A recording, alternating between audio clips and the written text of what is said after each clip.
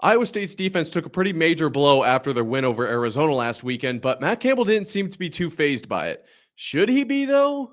Well,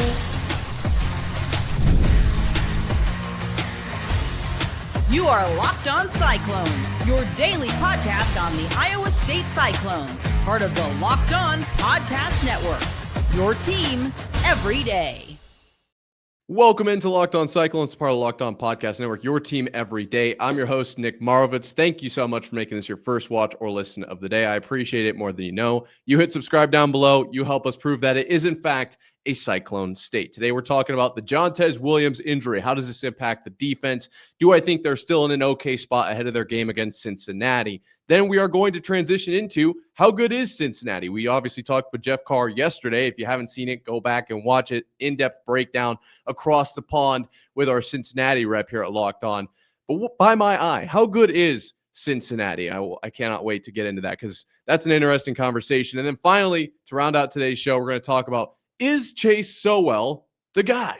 And that's going to be a fun one. I genuinely cannot wait for that. But before we get that far, this episode is brought to you by Mazda. Like our players, we sweat every detail because when you make every move count, pulling off the unexpected is only the beginning. Stay tuned later for highlights in this week's Moving the Game Forward. Mazda, move and be moved. All right, let's go ahead and maybe dial it back about a notch and a half here because we haven't talked about it yet here at Locked On Cyclones. Jontez Williams, done for the year, announced by Matt Campbell earlier this week, named an ACL, and he did throw a little nugget in there as well in his presser that is Jeremiah Cooper, we know, is done for the year, also an ACL. It just said knee ligament up until this point. Is this a good thing? No, this is not good.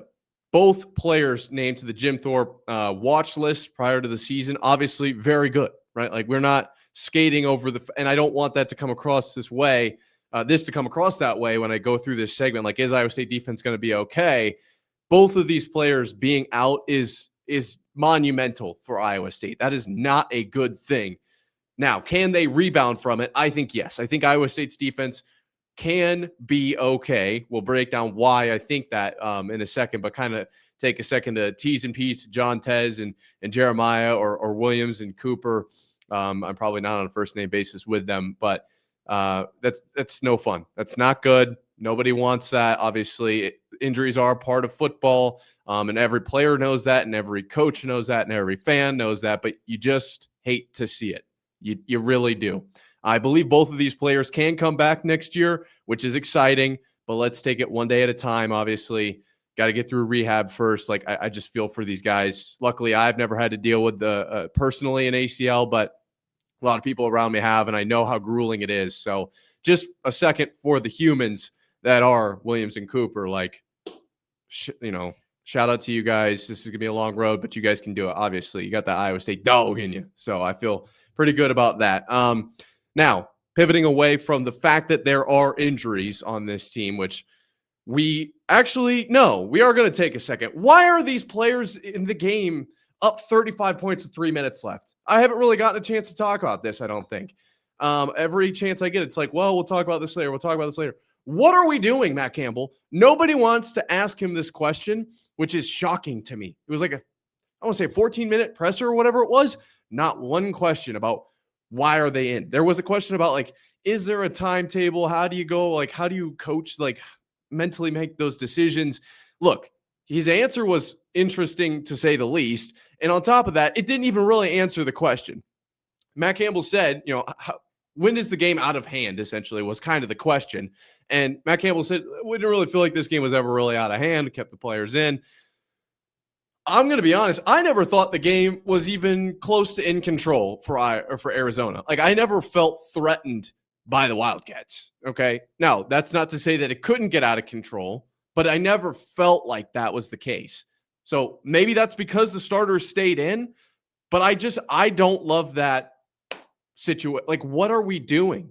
Because if they score on that drive that Jontez got hurt, and obviously I understand it could have happened at any point in the game. I get that, and I'm going to make this quick, but even if they score on that drive, there are so many things that have to happen. Like, you get the ball back. I guess they could kick it onside. Like, we could play hypotheticals all day, and I guess that goes both ways, but I need to know Like, why are that's the kind of situation where you do the mass sub on College Football 26. That's the situation where, yeah, you know what? We are going to take the guys out. We don't want the injuries. Like that is the exact situation that people say that. Like that is literally what happened. And it didn't happen in this one. So look, I just have more questions than answers on that front. I'm not going to lie to you. I'm not happy about it. I'm sure you're not either. I want to hear your thoughts on that situation in the comments down below or at Nick_Marv on Twitter.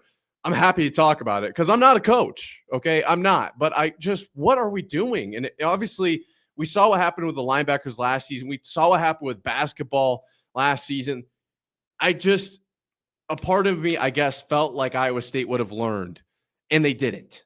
Not in this case. And Matt Campbell kind of was like, look, you're not always going to make the right decisions. Like sometimes, like that's not really what he wasn't answering this question with that answer, but he did say that, I think, or I know he said that. I don't think he was answering this question, but look, I'm getting too fired up about it. It's happened. It's over. I don't understand that personally. I just don't get it. So where is Iowa State's defense at now? Well, I think we're still in an okay spot, or they are, I suppose. I'm not really on the team. Obviously, Trey Bell has stepped up big time for Iowa State, and I think that this guy can be an absolute weapon. We haven't really talked about him a ton.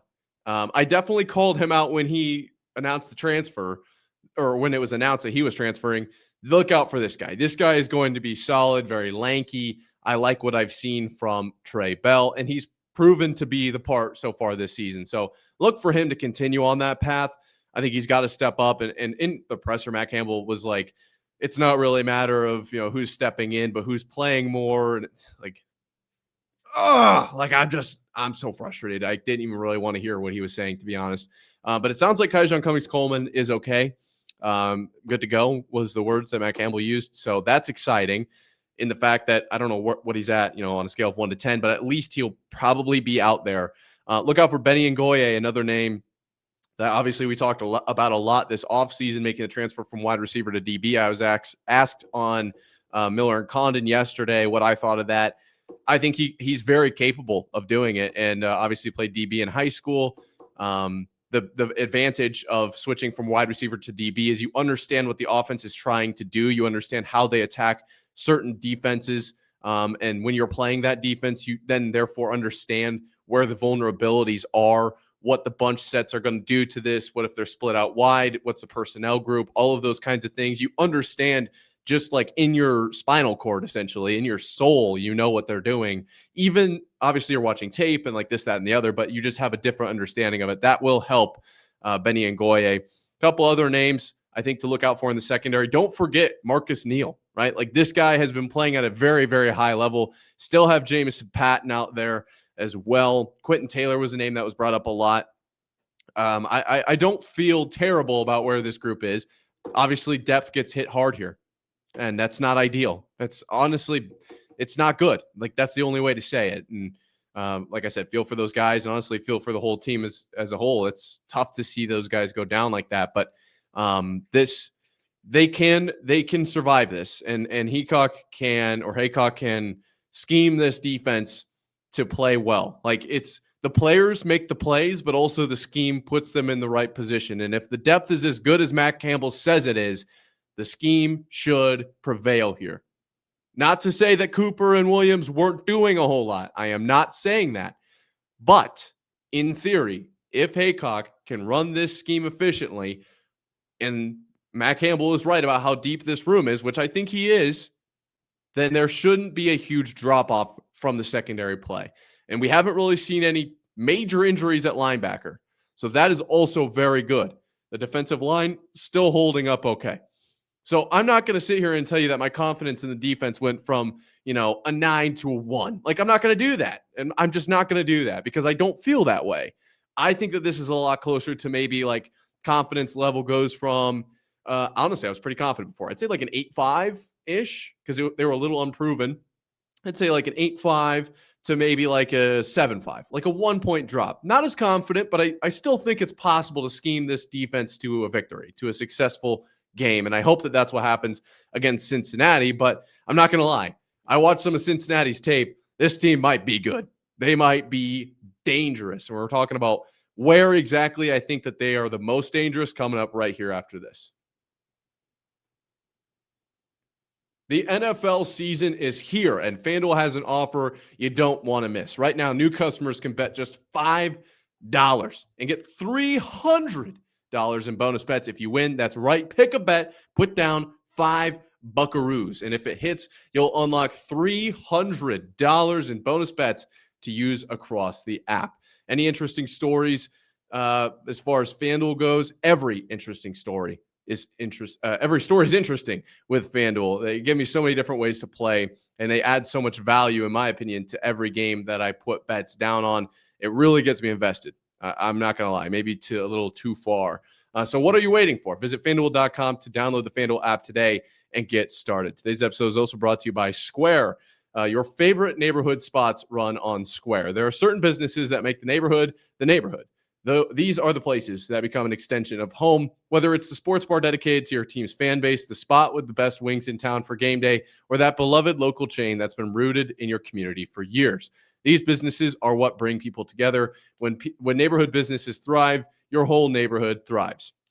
Obviously, spent a lot of time in Ames. I need to get back there immediately. I'm not really sure what I'm not doing in Ames because I miss Cafe Diem. And Cafe Diem with Square, I mean, it's one of the best places to study. I personally love Cafe Diem. That's just me. Square is a proud partner of more than 4 million neighborhood businesses around the world. You can go to square.com/go/lockedoncollege to learn more. But before you do, go support your favorite neighborhood spot. You'll be happy you did. Square. See you in the neighborhood. Cincinnati was not a game anybody looked at on Iowa State's schedule and thought, that is going to be a problem. Yet here we are talking about it as if it may just be a problem on Locked On Cyclones, part of Locked On Podcast Network, your team every day. To answer the question, is Cincinnati good? Yes, they are good. But at the same time, they have a lot of weaknesses. So really, to wrap this up in a bow, to start this whole segment off, they're good, and they could beat Iowa State. But there are weaknesses that I have seen in their game tape that make me feel all right about Iowa State in this matchup. We did the breakdown with Jeff Carr yesterday. And one thing that stood out to me was I talked about Sorsby as far as a runner, and it felt like he was downplaying. I asked him, I said, like, where is Sorsby at in this offensive scheme as a runner? And if I'm remembering correctly, which I believe I am, he was like, yeah, I mean, it's not really a huge deal. Look, he's going to be a problem. I'm sorry.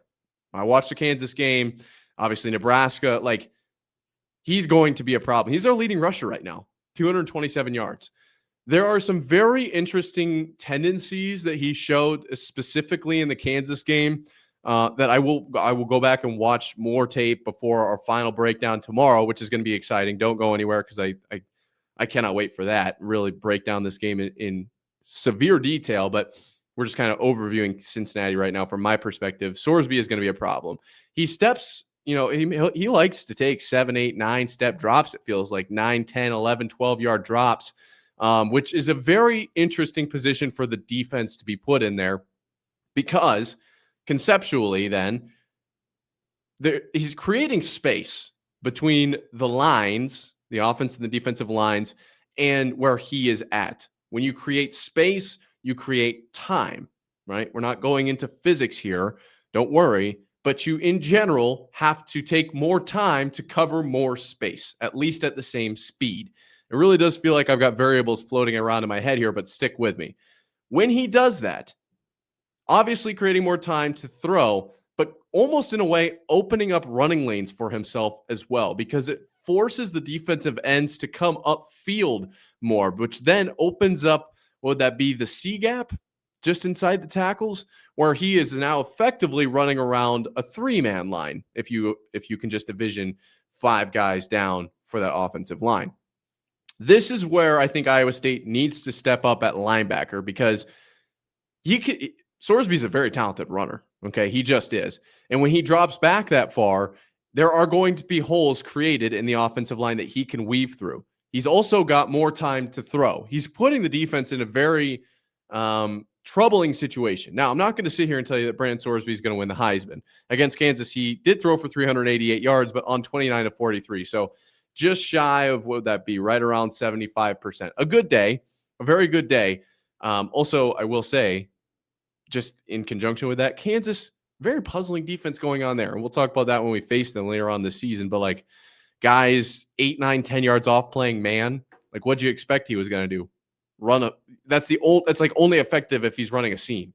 So when he runs an 8-yard curl and it's cover 1, what did you expect was going to happen? Obviously, they're going to pick up 8 yards. So there were some situations like that I was very puzzled by. But across the board, Brennan Sorsby, very good at football, just not the best. I think Iowa State's defense can handle him. They'll be able to get a push up front. They're not going to give him anything for free. I think if they treat him similarly to how they did Fafita, they'll be all right. Okay. Now, looking at the general, offense as a whole, I wasn't necessarily impressed with Cincinnati's offensive line in the run game. I'll probably talk about this more tomorrow. They had a few really tricky plays where they were pulling guards kind of both ways. And I played linebacker for about somewhere in the realm of like 100 hours. Wasn't really cut out for it, but I did learn, keep your eyes on the guards, keep your eyes out of the backfield, watch the guards. Where they go, that's where the ball's going. And I watched it as a linebacker. I watched a couple of plays back and I was like, I can almost guarantee you I would not have been in the right spot. And if I was in the wrong spot, or if I was in the right spot, which I would have probably thought was the wrong spot, I would have been so confused, I wouldn't have been able to make the tackle. Now, that's why I'm sitting here. It's why you're looking at me, and I am talking into this stick that amplifies my voice into your ears. That's why I'm not out on the field, okay? So let's not get too crazy, but I do think it's worth noting that Cincinnati does have some interesting plays up front. And, of course, they ran some trick plays and whatever, some double moves, and that's college football for you because it does generally work. But for the most part, the offensive line was not super impressive to me. It was all right. Wasn't super impressive. Wide receivers, I think that there's talent there. I think that they can get open. They've got speed. But more so than anything, it really came down to Sorsby extending the pocket. There were plays where he would catch the ball and just immediately, he's not even really stretching the pocket. At that point, he's practically moving the pocket when he takes off immediately, to the right sideline. It's like you're just completely picking the pocket up and putting it over here. It's not the same thing. So there is some of that going on as well. Now let's pivot towards the defense. Got a few minutes left here. This defense is exploitable, to say the least. They've got a few issues in the man defense area. That's where I think Iowa State's going to have the most success. Now, a few mistakes were made in this game by Cincinnati that I would imagine they won't make again. But, if you make the mistake once, who's to say you can't make it twice? One of the super deep shots for Kansas, if you haven't gone back and seen it, the ball was thrown behind the intended receiver, and the safety essentially thought they could catch that. So that's kind of like if that ball's on target, maybe he makes that tackle kind of situation, but he was open nonetheless. Throughout the entire game, Cincinnati struggled in man. Not so much in zone. They were okay in zone from what I gathered. Their man defense struggled. And especially on anything where there is any sort of like play fake, any sort of double move, they were getting torched. And so we will talk about Chase Sowell in a minute. And we'll talk about him with this situation that they are faced with against Cincinnati. But I look forward to that big time. That's my main point for Cincinnati, because I also want to bring up, how good is Cincinnati just as a whole? Well, let's look at their schedule. Where is Cincinnati going to be at the end of the season? The rest of the year, they've got Iowa State, UCF, Oklahoma State, Baylor, at Utah, Arizona, BYU, TCU. So, by my count, by my eyes, I think that they beat UCF and Oklahoma State handedly. I think they're going to be in the Baylor game. I don't think that highly of Utah. Arizona, I think they can easily win that one. BYU, that's going to be probably a troublesome game late in the season, of course. They'll get that one at home. Not that BYU's not used to playing in conditions like that, I guess. But and then TCU, and I think TCU is a little bit unproven yet. So this is going to be a big win for Iowa State. If they can grab this, I don't think we can count Cincinnati out of the Big 12 title race. I just don't. I think that they are a very good team with a relatively favorable schedule. So don't forget about this game. And we'll talk more about the environment and everything tomorrow. We talked about it yesterday as well. So if you missed that, go back, check it out. But like I said, the secondary, for Cincinnati looks like it can be exploited. Will it be Brett Eskelson as we've seen the first 4 weeks, or will it be Chase Sowell as we saw last week? We're going to talk about that coming up here right after this. This episode is brought to you by Mazda. Mazda crafts cars for those who do more than simply move. Mazda delivers confidence with every ride with more IIHS Top Safety Pick Plus awards than anyone else as of August 2025. From footwork to breathwork, athletes sweat all the details. Mazda brings the same intention to how they craft every model. You can feel Japanese craftsmanship in every detail, from the metallic accents to the available Napa leather upholstery. With all-wheel drive standard in every crossover SUV, you can drive with confidence through almost every season, and you can make everyday drives feel like anything but, from smooth handling to intuitive controls. Like our players, they sweat every detail, because when you make every move count, impossible becomes irrelevant. Mazda, move and be moved. Today's episode is also brought to you by Game Time. College football is back, baby, and I couldn't be more excited. The tailgates, the rivalries, the energy in the stands, there is just nothing like it. But let's be real.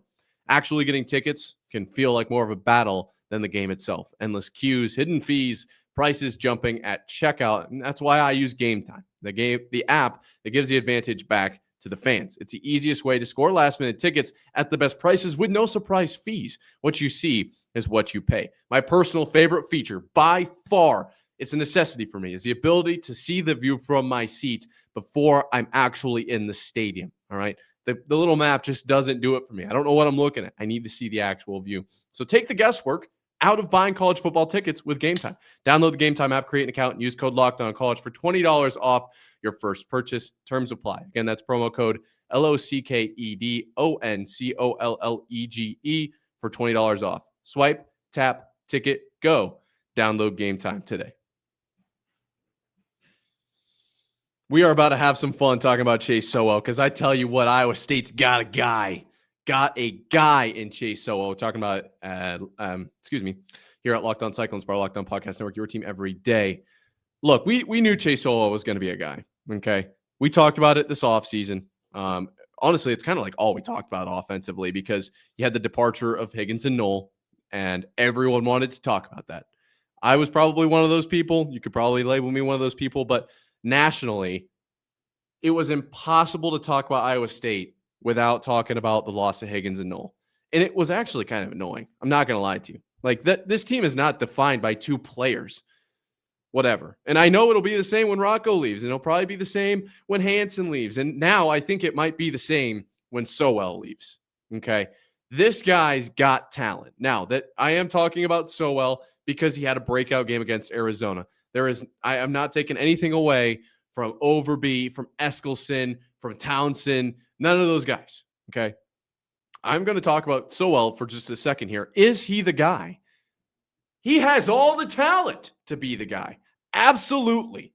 The guy has it, as Gus Johnson would say. Whatever it is, he's got it. Okay. Now, it's easy to look at the game against Arizona and just say, well, I mean, he's got 4 catches for 147 yards or whatever, or 143 yards or whatever it was. Like, seems like a little bit of lightning in a bottle. Maybe just got really lucky against this secondary. Go back and look at those plays. Just rewatch them for me, because those are not just uncovered. Like, let me give you an example. You can go look this up. I'm sure the stat's still out there. In high school, on the varsity level, I was second or third in 2A Iowa football in yards per reception. I had 1 reception for 55 yards. That reception is very different than a Chase Sowell reception. The corner who was guarding me totally bit on a bubble route, and I was running home free to the end zone, nearly dropped it, didn't, carried it in for a touchdown, right? That is not the type of catches that Chase Sowell was making. Against Arizona, he's coming down with, falling away from the ball, cradling it. He's catching the ball like 4 feet, 3 feet from the ground and securing it instantly. So there is no question of a bobble. And unfortunately, he was like an inch short of the end zone. But that's really, really close enough for me to ignore and say he probably could have been in the end zone if he ran that back 10 times, because I trust that he'd catch it all 10 times. The other deep shot I think it was along the right sideline, to Rocco's right. He's going up, and it's like some sort of a back shoulder throw. He like does a spinning pirouette in the air, goes up and grabs it with his hands. Very important. Okay. I know it's easy to think about wide receivers just grabbing it in the body, whatever, and it's like not a big deal. It is a big deal to go up and get the ball with your hands. High point that ball, bring it down, 2 hands, no bobble, full control. That's what we saw from Chase Sowell. Obviously, the slants, easy to sleep on. Those balls are coming in quick, especially from Rocco. He's got a bullet of an arm. You're looking at that DB, you're looking down at the ball. So, 1, 2, 3, right? Then you're immediately, the ball's on you. There is no time to think. That ball is moving. It's humming. He brings that in, and now you've got, 4 guys in front of you? He knows exactly what to do with it. So as a ball carrier, he's got it as well. All that to say, he's got what it takes. He's got the physical attributes.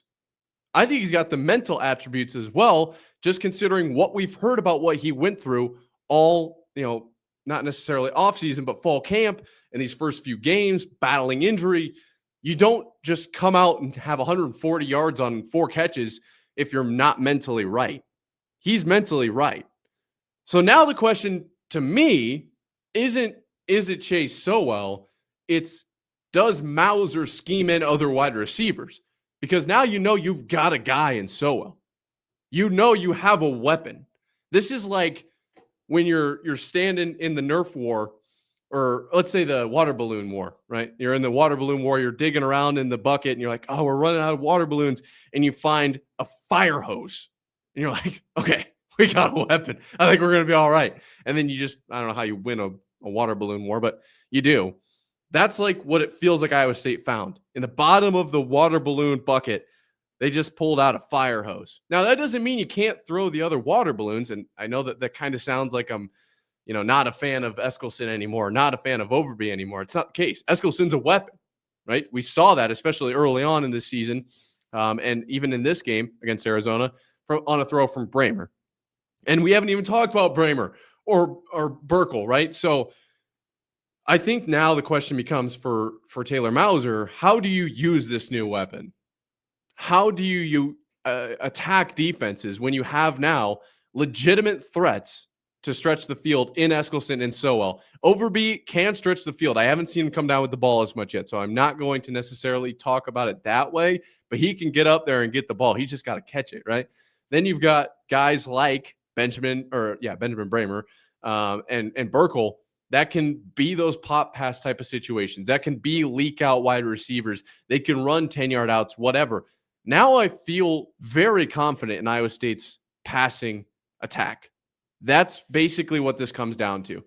You preseason, it's like, well, where do you feel like Iowa State sits at running the ball, passing the ball, stopping the run, stopping the pass, special teams, all that kind of stuff. We might take a whole segment tomorrow to talk about Iowa State's punting. Probably not a whole segment, but we'll probably mention it because that's been unreal as well. Came to my attention on Twitter, at Nick_Marvel on Twitter. If you're looking to reach out or follow me, I live tweet everything basically. But there was questions, I feel like, in the pass game this offseason. Like, who's going to answer the bell? Well, now we know. We know that the bell is able to be rung. It's just, does Taylor Mauser put the players in the spot to be able to reach the bell, to be able to ring that bell? I know he can, actually. I know he can, which is so exciting for this Iowa State offense. It starts to feel like, to me, a very competent, full, well-rounded offense. And part of that is because you've got unreal weapons across the board, but specifically because you've got Rocco Becht. He allows you to have an offense like that, to put the ball on the money 99% of the time. Those throws to Sowell are not just like throw it away. It's got to be like within a general area. He's putting it, as I've said before on this show, there's a space about this big where the ball can be, and he's putting it right here. He's putting it in a bucket, on a dime, as they say. Threading the needle, if you will. He makes great decisions. He's accurate with the ball. He's able to extend plays. Rocco is obviously the quarterback or the commander of this offense, but he's got weapons outside. Chase Sowell being one of them. Is Chase Sowell the guy? I honestly don't. to answer this segment, to really round this out, I would say yes, but I don't think Taylor Mauser will use him as like the serious bona fide wide receiver one. I think we're going to get a much more balanced attack because I think that's what Iowa State does best. But it means that you always have in your back pocket that fire hose. You always have the opportunity for Chase Sowell to just take over, which is a great feeling as an Iowa State Cyclone. That being said, thank you guys so much for making it to this point in the episode, watching the whole thing. Hit subscribe, helps us prove it's a Cyclone State. I appreciate all of your guys' support, and Nick_Marv on Twitter as well. We're building a real community here. This is a lot of fun. Cyclones winning against Cincinnati. You heard my prediction yesterday. If you didn't watch it already, go back and watch that. Until next time, Cyclone fans, sayonara.